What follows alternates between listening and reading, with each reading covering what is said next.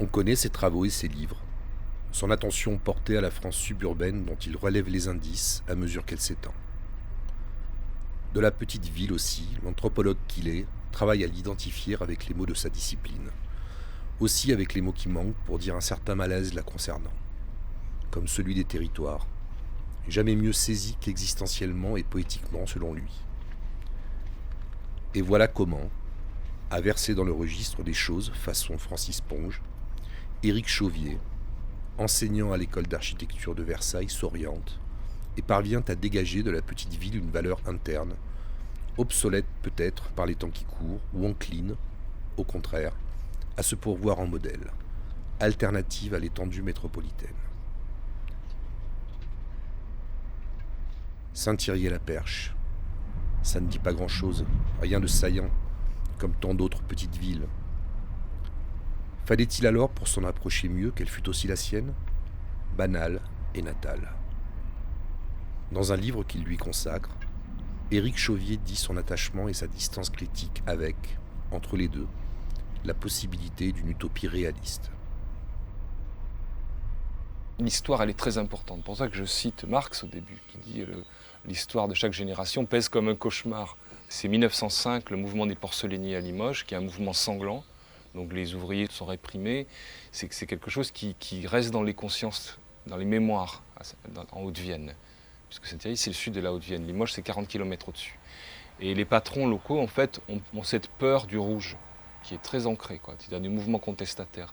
Donc on limite le nombre d'ouvriers dans les usines locales, qui à l'époque sont des usines qui font dans le secteur secondaire, dans l'industrie, dans les pantalons, les prises électriques, etc. Imprimerie, évidemment, qui est très importante à Saint-Thierry.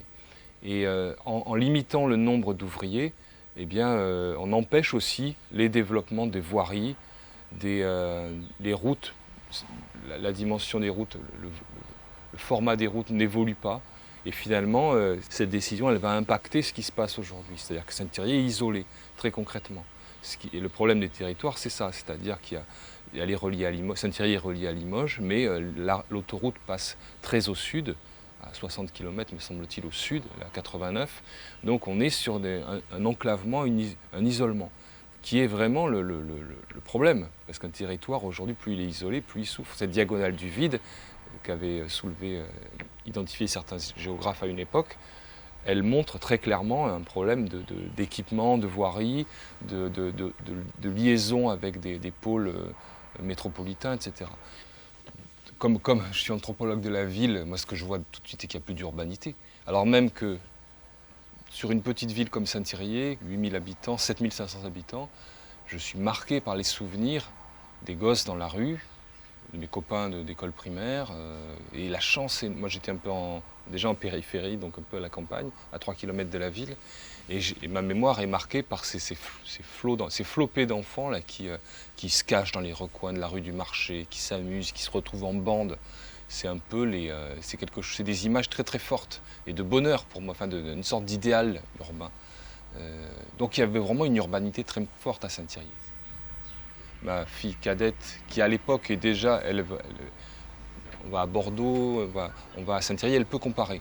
C'est l'absence d'urbanité, c'est-à-dire l'absence de stimuli, l'absence de conversation, au-delà d'une approche sociodémographique de base qui dirait il y a beaucoup plus de personnes de plus de 65 ans à Saint-Thierry, ils sont majoritaires. Au-delà de ça, c'est aussi cette impression qu'il y a plus qui fait la sociabilité de la ville. Indexé sur l'économie, et donc cette façon qu'on a une sorte d'épanouissement d'être dans la ville. Qu'est-ce qui fait que cette librairie, Monsieur Martin, il s'appelait Monsieur Martin, il avait sa librairie, Monsieur Martin, où ma mère m'avait acheté un Pléiade sur René Char. Donc c'est la base de trucs très fondateurs pour moi, cette librairie. Et pour beaucoup de gamins de Saint-Thierry, c'était fondateur. Cette librairie, qu'est-ce que ça fait de la retrouver fermée dans les 3 magasins fermés définitivement? Quelle est cette espèce de mélancolie qui apparaît à la collision de ces images du passé, de leur côté fondatrice et de cet itinéraire présent qu'est-ce qu'il y a derrière la déprime? C'est ce qui m'intéresse. Et là, il faut une approche un peu poétique pour sublimer un peu ça aussi. Parce que sinon, parce qu'il y a des démographes, il y a Olivier Razemont, un journaliste, qui a écrit des choses très intéressantes sur le dépeuplement économique des centres-bourgs. Bon, mais sauf qu'il faut l'attraper dans sa dimension, comme vous disiez, existentielle, poétique. Ça. C'est ça le plus important, je pense. C'est-à-dire pour comprendre, y compris depuis les villes, ce qui a été perdu là-dedans. C'est-à-dire un état de sublimation. Une situation difficilement vécue devient une situation qui n'est pas acceptable, mais on va pouvoir en parler parce que on crée un livre. En fait, un livre, c'est quoi? C'est une Messis, on se projette dedans. Il s'agit de reposer ça dans ce parti pris des choses, exactement. Ça, je l'identifie maintenant parce qu'on en parle, mais c'est effectivement quelque chose qui faisait partie de ma démarche. Et quand j'en parle avec le maire, qui est conscient des choses, évidemment, il me dit on ne retrouvera jamais ce qui a été. Et je pense que c'est qu'est-ce qu'on fait de cette ville-là maintenant? Qu'est-ce qu'on fait de cette ville qui a une forme, parce que c'est ça, elle a une forme urbaine, on voit tout ce qui pourrait s'y passer, mais ça ne s'y passe pas. C'est ça c'est la désaffectation, le terme exact pour moi.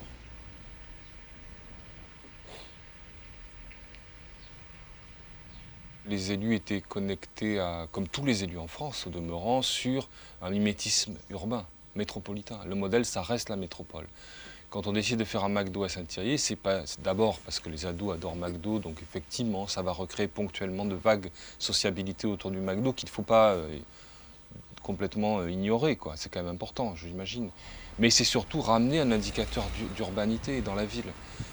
Une Fnac aussi s'est créée, une petite Fnac sur la commune voisine, mais qui jouxte Saint-Thierry. C'est aussi une façon de montrer que non, on n'est pas totalement largué. Il y a aussi la Fnac, le McDo comme en ville. Donc ce mimétisme urbain, j'essaie d'être nuancé maintenant là-dessus. Je me dis, je comprends cette stratégie-là, mais je me demande si c'est la bonne. Du coup, la question c'est est-ce qu'il faut rompre définitivement avec ce modèle urbain et inventer autre chose, ou bien est-ce qu'il faut rester dans cette logique qui, pour le coup, est à bout de souffle? Je pense qu'il n'y aura pas d'usine de pantalons à nouveau à Saint-Thierry, ni d'usine qui va employer massivement la population. Et c'est pareil pour toutes les petites villes, parce que les voies d'acheminement sont trop compliquées, parce que la ville n'est plus équipée pour ça. L'agriculture intensive autour a quand même passablement changé les paysages aussi, donc la situation est compliquée. Et je me demande si, moi, quand j'ai fait le livre, je pensais sérieusement qu'on pouvait partir sur une autre alternative. Une utopie réaliste, quelque chose qui ferait le buzz par ailleurs. Il y a un petit village qui s'appelle Saint-Pierre-de-Frugy, qui est très critiqué, mais qui est en nord d'Ordogne, qui est tout près de Saint-Thierry, et qui est cité en exemple dans toutes les écoles d'archi maintenant sur la redynamisation des bourgs, parce qu'ils ont fait du circuit court, du Montessori, c'est toujours les vieilles recettes. Mais le petit village est charmant d'abord, et puis qualité de vie très agréable, et puis surtout on a fait le buzz autour. Alors moi je disais, la génération à l'époque du buzz, qui est une fumisterie, mais peu importe, à l'époque du buzz, attirer l'attention sur soi, ça pouvait déjà être quelque chose. Et pourquoi pas tenter des choses, vous voyez? Les élus ont des pistes, hein, ils réfléchissent à des choses. Saint-Thierry, ça deviendrait un pôle santé, par exemple. Un pôle santé intégré. Il y a un centre de l'obésité déjà, et donc finalement Saint-Thierry deviendrait cette espèce de pôle santé intégré, presque totalement dédié à ça, en faisant revenir des cadres santé et donc en redynamisant la ville. Mais je me pose la question d'une ville qui serait entièrement dédiée à la santé. Est-ce que c'est encore une ville? Est-ce que c'est pas autre chose? Est-ce que c'est pas on est plus dans une sorte d'institution que dans des qualités urbaines proprement dites? J'avais commencé un texte là-dessus à une époque, mais de la ville monofonctionnelle. C'est-à-dire qu'on aura c'est déjà le cas, par exemple, avec d'autres petites villes qui se spécialisent alors c'était avant le Covid, mais ça va revenir dans l'événementiel. L'idée, ça serait de breveter des concepts urbains, mais qui sont plus vraiment urbains comme on l'entendait autrefois, en imaginant des petites villes monofonctionnelles. J'avais essayé d'imaginer des scénarios comme ça, où tous les habitants convergeraient vers une seule activité. Et c'est quand même quelque chose qui est très particulier, en tout cas qu'il faut anticiper. Parce que si l'intelligence humaine mute et évolue, comment ça se passera? Comment se passeront les sociabilités? Si dans une ville uniquement dédiée à la santé, dans la rue, je ne croise que des infirmiers, des personnes, des patients. Voilà. Comment ça va se passer, cette sociabilité-là? Je pense que la ville est un modèle un peu obsolète. parce que d'abord on y meurt plus qu'ailleurs, on y vit moins bien qu'ailleurs. Et je pense qu'il faudrait ventiler un peu et répartir un peu les populations sur les territoires, repenser complètement notre canevas d'occupation des territoires, avant que justement ces territoires-là ne deviennent des territoires psychotiques. Je suis assez d'accord, il y a quelque chose de l'ordre de la psychopathologie, parce que simplement l'isolement, le fait d'être toujours à la remorque, Bourdieu appelait ça la misère de condition. Vous êtes dans un problème vous souffrez, mais vous pouvez sortir la tête juste pour voir la classe au-dessus qui est un modèle que vous n'atteindrez jamais. Bon, on peut en penser ce qu'on veut, mais je trouve que c'est un peu ce qui se passe actuellement, c'est-à-dire que c'est une espèce de déterminisme social, de perception d'un déterminisme social. Donc c'est catastrophique. La France des territoires qui est à nouveau un euphémisme, parce que c'est quoi la France des territoires? Ça veut dire, c'est une façon de nommer ce qu'on n'arrive pas à nommer. Donc je pense qu'il faut vraiment se soucier de cette attirance inexorable pour l'urbain, pour la ville, pour les métropoles, puisque maintenant c'est le label métropole. Hein. C'est-à-dire que c'est beaucoup plus qu'une ville. C'est pas le Paris de Baudelaire ou d'Haussmann. Maintenant c'est la métropole. C'est Florida qui a breveté ça quand même. C'est la ville intelligente, la ville en réseau. Donc il y aurait d'un côté des personnes des habitants extrêmement connectés à la ville intelligente, qui seraient eux-mêmes intelligents, et de l'autre la France des territoires. Je sais pas, le modèle des villes tel qu'on le pratique, il est à bout de souffle, moi je trouve. Beaucoup plus peut-être qu'à Saint-Thierry-la-Perche, je dirais. Donc à Saint-Thierry, comme dans d'autres petites villes, là, on peut aller à La Réole, au sud Gironde, on peut aller. De Casseville, où j'étais allé il y a quelques années. En fait, la population et les personnes, les habitants, c'est pas un groupe homogène ou de pauvres ou de déclassés.